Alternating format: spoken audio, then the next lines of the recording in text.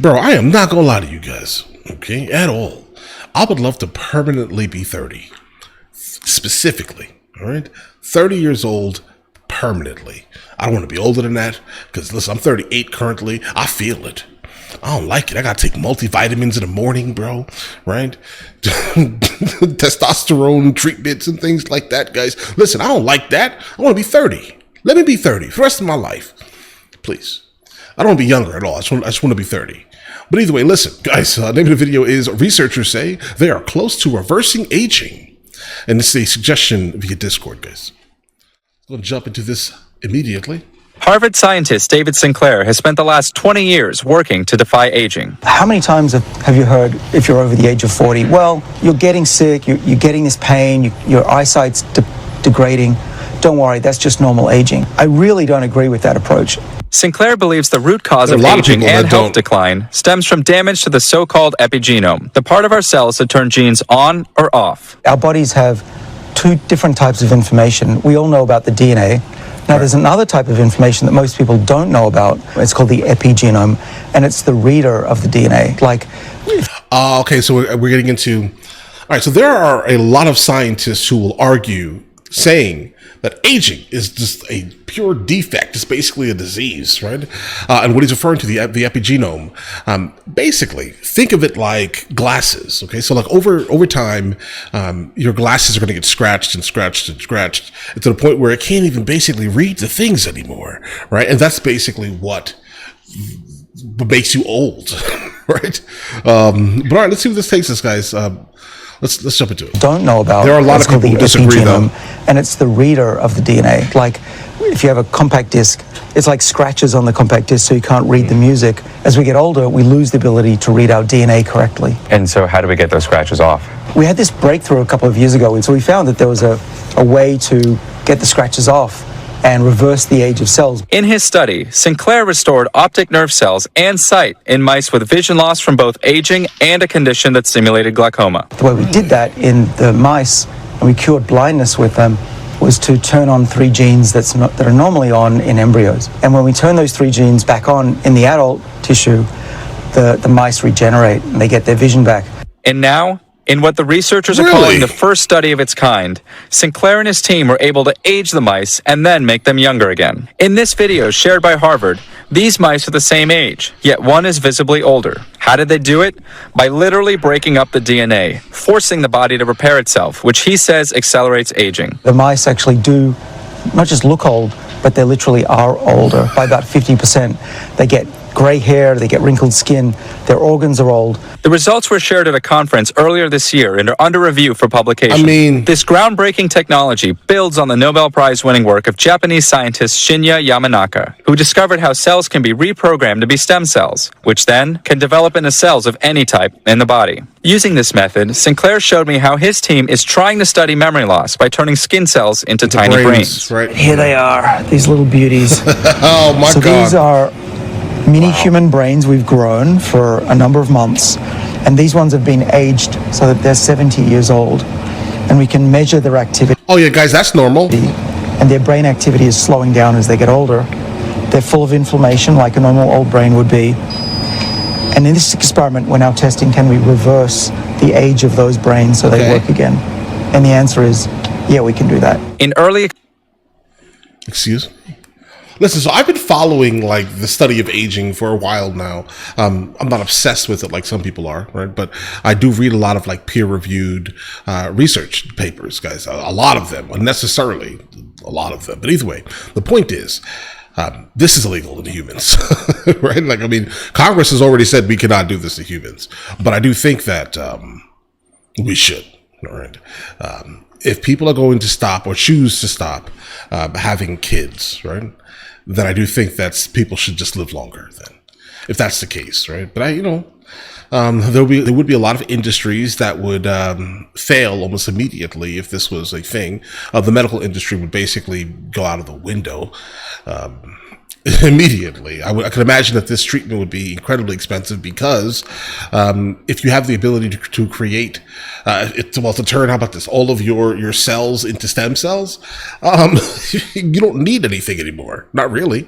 You injure something, it's going to basically come back to you, basically. right?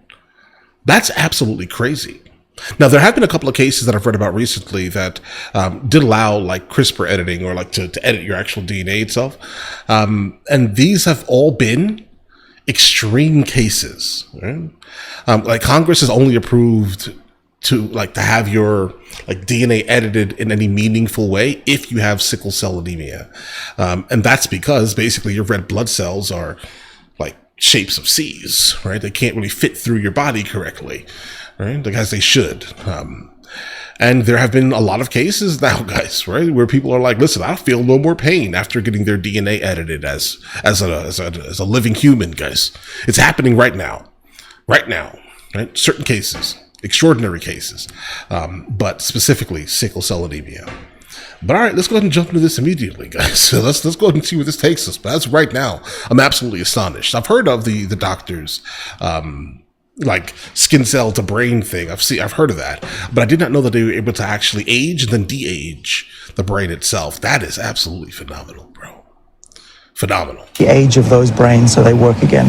And the answer is, yeah, we can do that. In early experiments, his team says they're using electrodes to measure activity in cells from the brain. As those get older, they fire less, and then we can reverse that and get them to work again.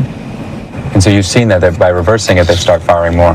That's right. Yep, we can make them young again and work like they used to. While much more research is needed. Listen, Alzheimer's gone. All of these like brain defects that tend to happen to people as they get older, glaucoma, gone. All of these things could be gone. Needed. Sinclair hopes that one day reversing aging could be as simple as a pill at the doctor's office. So maybe once a year you go get a prescription for your doctor, you take it for a week, and it reverses your aging. Is that your vision here? Well, it's not just a vision, it's going to happen. It's like asking the Wright brothers, are we going to fly? Well, of course we are. But just a question of when. Like when, yeah, it has to be when. Doctor, like, will it happen specifically if they're able to do this right now in 2024? Yeah, definitely. Give it 20, 30 years and the concept of age is going to go away pretty quickly. People will be living much longer. Their only sign of demise would be things that just happen by accident, right? Dr. Akshay Syal joins us now. I have seen Resident Evil too many times. So, of course, I'm wondering, you want to edit my genes, even for anti-aging? What? This sounds like it's both really tough science and potentially quite risky. Like, what's the flip side of all this? It's really tough science. Well, so, the qualifier here is there's a lot more work that needs to be done. But to your point, I mean, it sounds like science fiction. I mean, he's taking these mice who couldn't see from getting older, from getting glaucoma, which is damage to the optic nerve, and he's restoring their vision. I mean, it does sound a little bit like science fiction, to your point. What is the timeline, though, for making this a reality? I mean, for something like a drug, like there's a whole process, phase 1, 2, 3 trials, but what does the doctor say the timeline is for this? Yeah, so, he's hopeful in the next 10 to 15 years, but the thing is, you do need more rigorous studies in animals. You really need to prove that this works. And then after that, you need to trial this in humans. You need to prove it's not only, working as it should, but it's also safe and it doesn't cause any unwanted side effects. Like you just talked about, you're editing your genes. I mean, that's probably going to be a big concern for a lot of people. Although, on the flip side, just so the sci-fi nerds among me don't have the last word, we have come a long way in terms of what we can do with genetic editing, with procedures like CRISPR and so on, really being able to manipulate genetic codes in fairly stable. Congress literally says it's illegal. But I maybe they're leaving it up to the state's hands or something, but Congress says it's illegal. And so on, really being able to manipulate genetic codes in fairly stable and replicable ways, right? Yeah, and so, Dr. Sinclair has been studying this for the last 20 years. He started out at MIT and he's had this lab at Harvard for decades now. And, what he's basically saying is that if you'd asked him 20 years ago, would I be here today? Would I have restored vision in mice? I think he'd tell you he was pretty surprised. He didn't think we'd come this far so quickly. So, yes, it does sound like science fiction, but it's really, really promising at this point. How does this compare to some of the other science that's going on in terms of anti-aging? Actual laboratory bench science, not like the infomercials we see at 2 a.m. Where else does the research lie?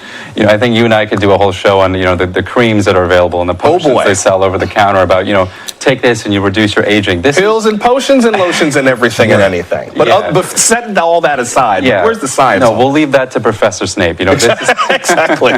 That's basically what that is. You guys are giving your money to companies that are saying things that are not true.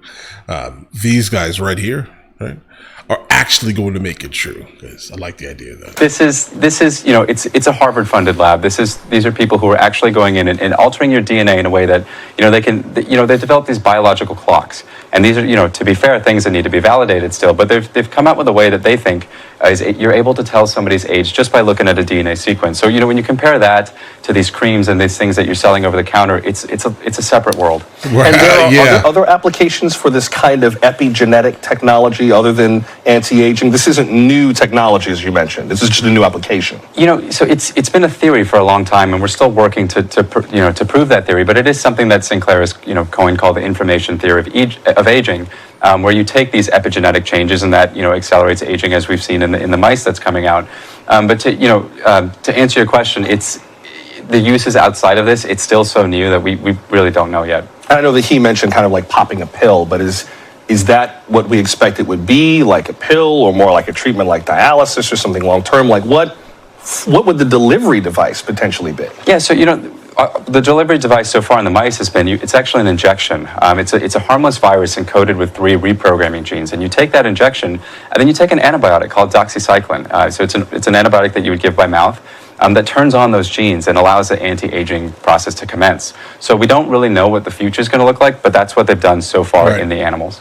And guys, and we'll be seeing, like, anytime they've edited someone's DNA, basically. Yeah, it's just a shot. It's a shot and like a pill. Now, you already said a virus, and I know that immediately made some people's ears perk up, but this is just kind of a genetic vessel, basically, because a virus is just kind of a bundle of genetic material, right? Yeah, it's a harmlless version of what's an adenovirus. It's commonly used in science. It has other applications as well, but, I don't want people... No, wait, what? You just cut it off on me.